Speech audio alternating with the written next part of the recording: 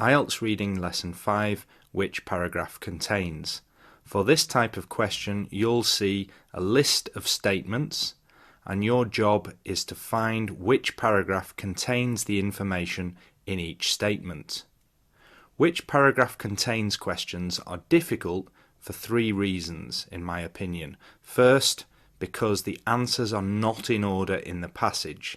So, of course, question 1 is not paragraph 1, question 2, paragraph 2, that would be too easy.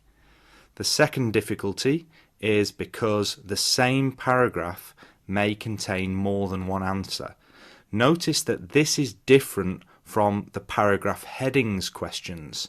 With paragraph headings, you have one heading for each paragraph. But here, you're not looking for the main idea of the whole paragraph for a heading. You're looking just for one detail, one specific piece of information inside a paragraph. So one paragraph may contain more than one piece of information from the statements.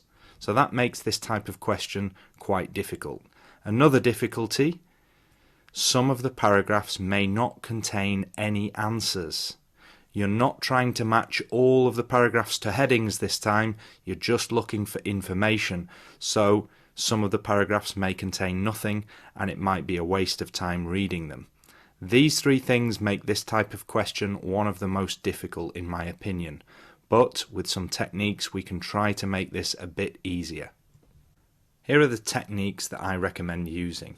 First, do which paragraph contains questions last. Do all other questions for that passage first. You will then be more familiar with the passage and you might get some of the answers from memory. This saves a lot of time and makes this type of question easier. Second technique, underline keywords in each statement before you search for any of the answers. Instead of just starting with question 1, statement 1, I would read through all of the statements, underlining the main words in each one first. Then finally, technique 3, start with the easiest statement. So imagine there are 5 questions, 5 statements. If statement number 2 contains some information that you remember reading about when you did the other questions, that would be the easiest one to start with. Start with that statement. Or the easiest statement might be one that contains easy keywords that you can scan for. If one of the statements, let's say statement number 4, contains the name of a city or a year, that might be easy information to scan for. Notice that I don't usually recommend scanning. Scanning is a technique that often causes problems because people miss the answers by scanning too quickly. However, for this difficult type of question, if you do see a statement that's got some very distinctive words, names or numbers, start with that and scan for it. You might get lucky and find something quickly.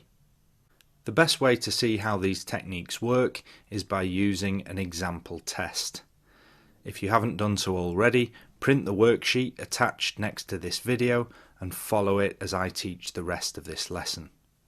So the first thing we do when we have an IELTS reading test is read the title of the passage. In this case the title is Food Preservation, and that just gives us a basic idea of the topic. Next, don't read the whole passage, jump to the questions. Of course this passage starts with which paragraph contains questions, but remember our techniques. Do which paragraph contains questions last. Do all other questions for that passage first. So, miss the which paragraph contains questions, and then you'll see a true, false, not given section. And we're going to do that section first because it will help us to become familiar with the passage, and then we'll return to the paragraph matching later. Here's a quick reminder of some techniques for true, false, not given questions. Start with the first question, underline keywords, read at normal speed from the start, find the keywords or similar words in the passage to get the answer. Let's do the true, false, not given section now, and it starts with question 6. Several methods are employed to prevent bacterial contamination of jam. I've underlined the keywords several methods, prevent bacterial contamination and jam, and jam is probably the main easiest word to search for. We read at normal speed through paragraph A, but you won't find anything there. But when you get to paragraph B, you do find something about jam. So let's read from the start of this paragraph carefully. Often several food preservation methods are used, the same as employed, together. Preserving fruit by turning it into jam, for example, involves boiling to reduce the fruit's moisture and to kill bacteria, sugaring to prevent regrowth of bacteria, and sealing within an airtight jar to prevent recontamination. There's definitely more than one method for killing bacteria mentioned there, or preventing bacterial contamination. Boiling to kill the bacteria, sugaring to prevent regrowth. So the answer is true. Several methods are used to prevent bacterial contamination of jam. That's the first answer done. Let's move on to question 7. Drying was only used in places with sufficient sunlight. Drying only used in places sufficient sunlight. When we get on to paragraph C, we find drying is one of the oldest techniques. And later, still houses were built in areas that did not have enough sunlight for drying to take place. So this is already saying that areas with not enough sunlight, still houses were built for drying to take place. So it looks like it's false, but let's just read a bit more. A fire would be built inside the building to provide the heat to dry the various fruits, vegetables and herbs. So the answer is false. Drying can be used in other places without sunlight because they use these still houses. That's the answer for number 7. Let's move on to number 8. Sugar was the most valued preservative in ancient times. I've underlined sugar, most valued preservative, ancient times. If we go to paragraph D, we see the earliest cultures also used sugar as a preservative. We have got some keywords there. We've got earliest cultures is like ancient times. We've got sugar and we've got preservative. But we don't have any information about sugar being the most valued preservative. There's no information about that, so we have to put the answer not given. Last question, number 9. The Romans imported salted meat because of its high quality. Romans imported salted meat, high quality. If we go to carry on reading and we get to paragraph E, for example, the Gauls exported salt pork each year to Rome in large quantities, where it was sold in different cuts and used to feed Roman armies. We have got some of the keywords. We've got the Gauls exported salt pork each year to Rome. So if the Gauls exported salt pork to Rome, that means the Romans did import salted meat, salt pork. But is there any information about the high quality? The answer is no. Again, we don't know. Whether it's because of high quality or for other reasons, we have to put not given. Now that we've done those true, false, not given questions, let's quickly check our techniques before we carry on. The first technique we've just done, do which paragraph contains questions last. Well, we've done that because we've just done the true, false, not given questions.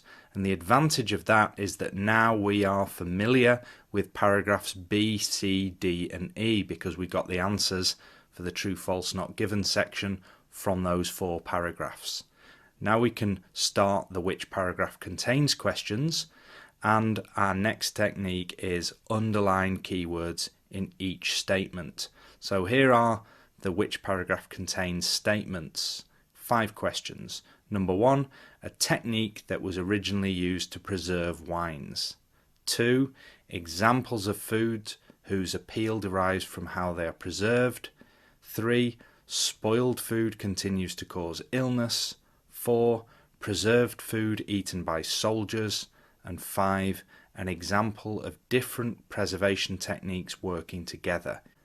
Now that we've underlined the keywords in all 5 question statements, we can move on to technique number 3, then start with the easiest statement. And remember, the easiest statement will be the one that contains information that you remember reading about. Did you remember reading about any of those keywords that we saw in our list of statements? Well, let's check. Here are the statements again with keywords underlined. Do you remember any of those words from what we read in paragraphs B, C, D and E? Well, when I did this exercise, I remembered 2 of these. I can get 2 of these answers from memory. The first one that I remember is number 4, preserved food eaten by soldiers. That was in paragraph E. It was the Roman armies eating preserved food. Can you remember what preserved food it was? It was the salted meat. The salt pork was fed to Roman armies. I got that one from memory. I quickly checked that it was definitely paragraph E, and I was right. The other one that I got from memory was number 5, an example of different preservation techniques working together. Hopefully that one was easy for you too, because we did that in paragraph B about the jam. The methods for jam preservation. Remember, the sugaring, the boiling, sealing in a jar were ways to stop bacterial contamination. So we should have remembered that one. If you did, well done. If you got those 2 answers from memory, that's a great start. We've only got 3 questions left. But if we don't remember any more, we have to go to a different technique. We've tried the information that we remember reading about, and now we've got one more possible technique to use. Easy keywords that you can scan for. Are there any very distinctive words in questions 1, 2 or 3 that we can quickly scan for? Let's have a look. I've chosen to scan for the word wines. I think wine, you can't use a synonym for that word.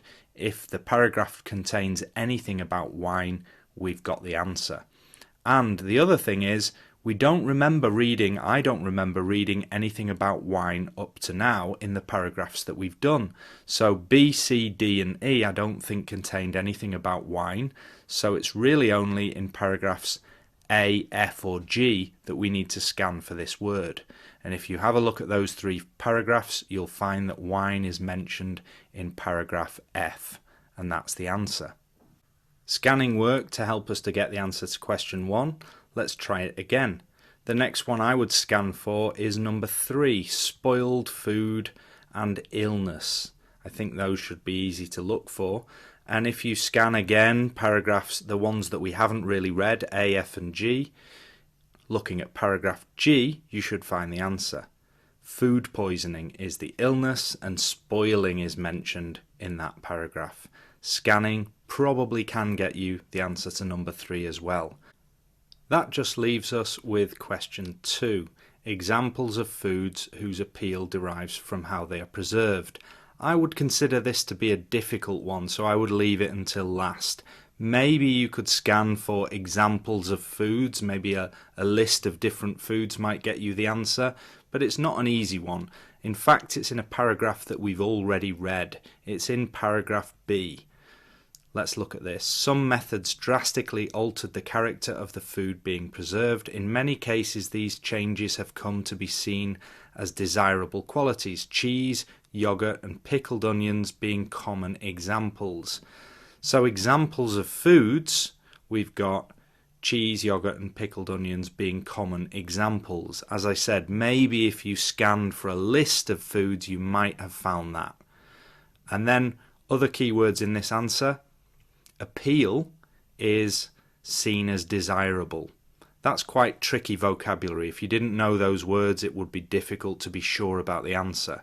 The appeal of something means why it's attractive, and desirable means something similar, attractive qualities. Another keyword or keywords in there, how they are preserved. Methods drastically altered the character of the food being preserved. This is saying that these foods are changed by the way they're preserved, but this has become an attractive quality. I think, again, that was the most difficult question in there. Leave it till last. Don't worry if you don't get that one right. Some of these questions have to be for Band 8 and Band 9, remember, As long as you've got the easy ones done first, you're giving yourself the best opportunity to get a good score. That brings us to the end of the which paragraph contains section. We've got all 5 answers there, and notice that we've answered with paragraph B for 2 of the questions. That's normal and allowed in this type of question section. For paragraph headings, you wouldn't use the same heading more than once, but for which paragraph contains, you can.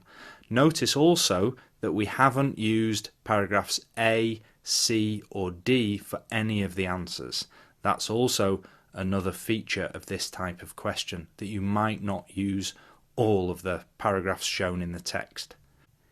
If you were in an exam, that would be the end. You've finished the section, you've got all the answers. However, if you're practicing at home, I always recommend that there's one more thing you can do, and that's to check the keywords by making yourself a keyword table. The reason we do this is just to focus on the vocabulary. IELTS reading is really a vocabulary test, and it's always a good idea to keep a record of the good words and phrases that help you to get the answers. So in the left column I put keywords in the statements, the questions, and in the right column similar words in the paragraphs that got us the answers. Go to the worksheet and you'll see the full keyword table that I've done. That's the end of this lesson, but remember, techniques. 1. Do which paragraph contains questions last. 2. Underline keywords in each statement. And 3. Then start with the easiest statement. I hope these techniques made sense when you watched this video. If anything was a bit too fast, watch the video again, study the worksheet again, and hopefully you'll see that these techniques do help you with this difficult type of question. In the next lesson, we'll look at multiple choice questions.